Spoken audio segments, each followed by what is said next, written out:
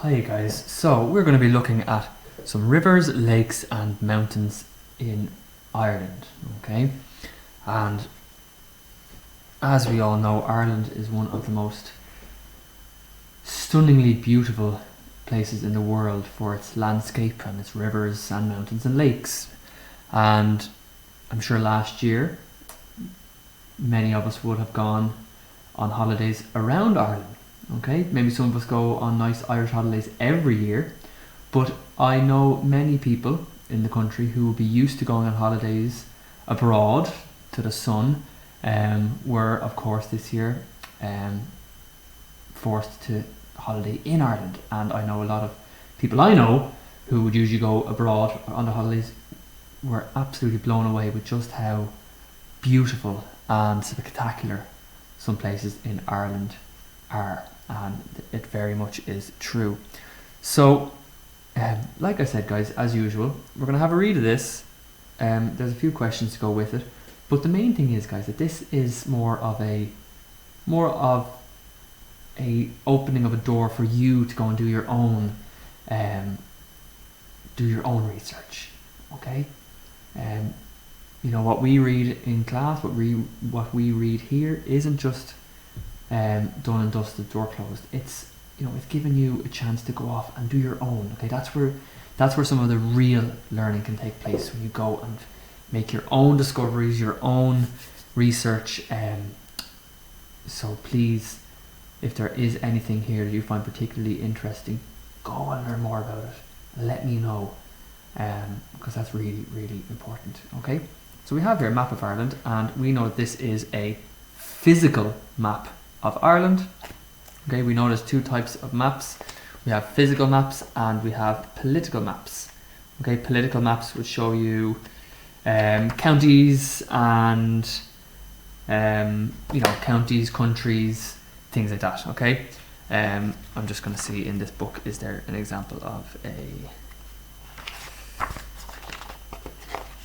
No, there's not, but we know what a political map is. Okay, it's the one that will all be different colours with just the countries or the counties and so on. Okay, whereas a physical map shows you the physical features, so things like mountains. You can see the mountains here in the dark, some rivers, the blue lines, and the lakes. Okay, so you have this book as well, so you can read along. So the longest river in Ireland is the River Shannon. Okay, and it goes all the way the middle of the country. All right, and it is about 320 kilometers in length, and it rises in the Quilca Mountains in County Cavan. All right, and we can see here the Quilca Mountains are here. All right, the largest lake in Ireland, up here in the north of Ireland, is Lochnay. It is bordered by 5 counties: Antrim, Derry, Tyrone, Armagh and Down, all 5 of those being countries in Northern Ireland. And we can see some of the rivers that run off it. Okay, we have the Lagoon. The Lagoon runs through the city of Belfast. The Ulster Blackwater, okay, named that because there's also a Munster Blackwater down here in the south of the country. Okay, we have as well, Ireland is an island, as you can see very clearly. Water on every side. Okay, some other countries, like when we were looking at France a few weeks ago, France is not an island. It's surrounded by other countries. Okay, it's bordered by many countries. Okay, Spain, Andorra, Germany, Belgium, many countries. Okay, Ireland, however, is not. No countries border Ireland. It is an island nation. Okay, so it's an island surrounded by water. The Irish Sea and St. George's Channel are on the east coast, and the Atlantic Ocean is on the west coast. And that's why you can see the east coast is a lot more flat.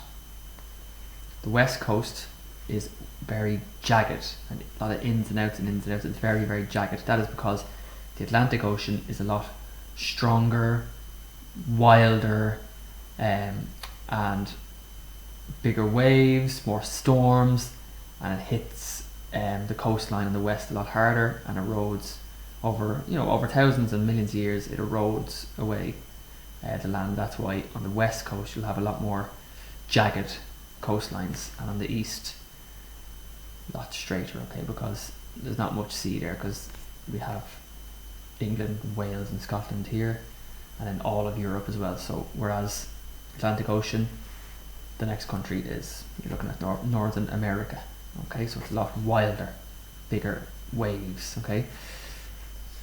So the highest mountain in Ireland is Carrauntoohil in the McGilly-Cuddy Reeks in County Kerry. Okay, it's 1,041 metres high, so it's just there, the McGilly-Cuddy Reeks. Okay. So we have in Wicklow, okay, the largest mountain here in Leinster, okay, the east of the country will be Lochnay. So there's lots of that'll be something for you to do, perhaps. Okay, so Lochnay, it's the highest mountain in the east in Leinster. We've got McGilly-Cuddy Reeks, which is the highest mountain in the country, and obviously in Munster. Maybe you can find out for me the highest mountain in Ulster and Connacht. That might be a nice challenge for you to do. Okay. So these are the few questions I want you to do. Okay, they're quite simple. Okay. In what county are the McGilly-Cuddy Reeks? Name 2 rivers that meet in Navan. Both names begin with the letter B. So just find Navan. Okay. So I know that Navan is in County Meath. Okay. So Navan will be around here. And we have the Leinster Blackwater and the Boyne. Okay. So that's good. Questions like that are going to take a bit of research from you. Okay, you're going to have to find that out. Okay, because Navan isn't written on the map, because this is not a political map, it's a physical map. Okay, so we don't see Navan there, so it's up to you to know where Navan is. Navan is in Meath. Meath is north of Dublin. Okay, there's Dublin, there's north, and we can see there's 2 rivers that meet. It's the Boyne and the Leinster Blackwater. Okay, name the ocean on the west coast of Ireland. So we had that. Name 2 tributaries of the River Shannon. A tributary is a smaller river that runs off a bigger river. Okay, so I'm not going to give you the answer here. So here's the Shannon running from the Quilcha Mountains all the way down. We can see that there's a few smaller rivers that run off it. They are its tributaries. Okay, name the counties surrounding Lochnay. The answer was there. Name the highest mountain in Ireland. The answer was there. Name the 3 main lakes on the River Shannon. Okay, I can see them there. Remember, this is the Shannon. 3 lakes on the Shannon. And using your atlas, name the rivers that flow through these cities or towns. So if you have access to an atlas, or you can look online as well, you can do these. If not, don't worry about it. I didn't send home your atlases. Okay, so try your best at that, and let's just have a read of this. Okay, so I'm going to tell you a little story here about the River Boyne, but we can just read along if you want to. Okay. There are many stories associated with mountains, rivers and lakes in Ireland. So Slemish Mountain is in County Antrim, and as a boy that's where Patrick looked after the sheep. Okay, I'm going to come back to the River Boyne. Thousands of people climb Croagh Patrick in County Mayo each year. St. Patrick is said to have spent 40 days on this mountain fasting and praying in 441 AD. Lochnay is in Ulster and is the largest lake in Ireland. It is bordered by 5 counties. Loch Derg is a famous place of pilgrimage in County Donegal. A pilgrimage is a place where people will travel to pray. Thousands of visitors come here each summer. The other Loch Derg is a large lake on the River Shannon. So there's 2 Loch Dergs. Mount Brandon is in County Kerry. This mountain is called after St. Brendan, an Irish saint who is said to have sailed across the Atlantic Ocean from Ireland in the 6th century. And the River Boyne is famous because of the Battle of the Boyne in 1690. Again, guys, you could go on and have a look at that. Okay? You could do a bit more research on that. The river is also associated with the story of Fion Mccool and the Salmon of Knowledge on Bradán Fassa, the Salmon of Knowledge. And it is said, as a boy, Fion Mccool was sent to live with a very wise man called Finnegas. And we know that to become a member of the Fianna, the great warriors in ancient Ireland, one had to be able to recite poetry and stories and be a great storyteller. Okay, it was about being strong and fit and brave, but also about being connected with history and art, and to be a rounded individual. Okay, not just to be about physicality and strength, but also about poetry, art, history, and where, because those things kind of tell us where we come from and who we are. So he went to live and learn from this man, Finnegas. He's a very wise man, and Fion Mccool would ask him questions every day about everything to do with life, the world, Ireland, the ancient times, and Finnegas was blown away and was so impressed with this boy's curiosity, and the curiosity had many times getting the better of Finnegas, who couldn't answer all of these questions. And he saw something in this boy that he knew he was destined for something special. But Finnegas had spent his entire life by the Boyne River, because he had heard of the ancient story of the salmon of knowledge, that a salmon lived in the Boyne, that when caught, the first person to eat the salmon would gain all the knowledge and all the wisdom in the world. So he waited his whole life to catch this salmon. And one day, Fion was doing his chores, because in return for being able to live with Finnegas and learn from him and ask questions of him, he did chores. He cooked and he cleaned, and he helped in that sort of way. And he heard a great cry from the river, and he ran down, and Finnegas had this salmon out of the river, huge. Fion had never seen a salmon as large or as bright, and its scales were like silver, and he'd never seen anything like this before.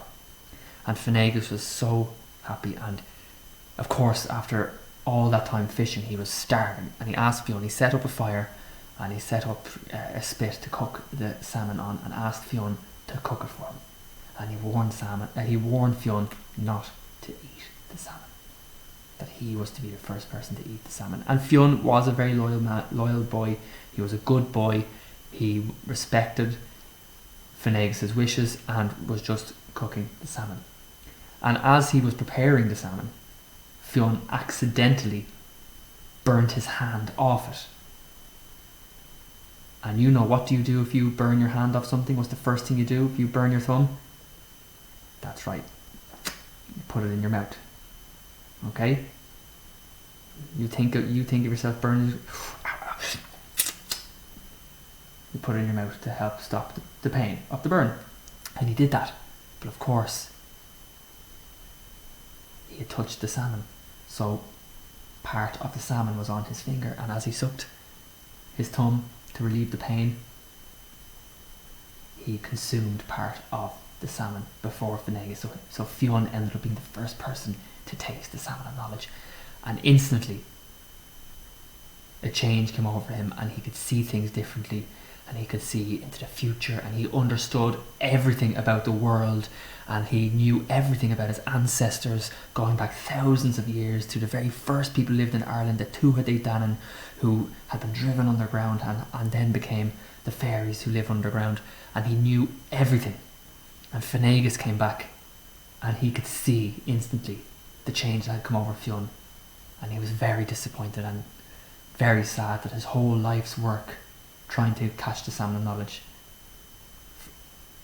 initially he thought it was a waste, but then he remembered how special, that he had seen something special in Fion, and he knew that Fion was destined for greatness, and him being an old man realised that perhaps the knowledge that he would have gained would have been wasted, and that it was better for it to have gone to someone like Fion.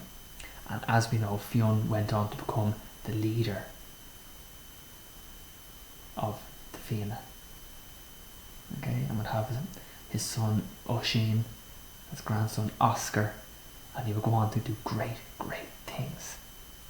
Okay, so all these places, there are stories like this about all our different features around Ireland, all our rivers and our lakes, and it's just about going and trying to find them. Okay, so do this for me, guys, and go off and find some interesting information. Okay, have a great day.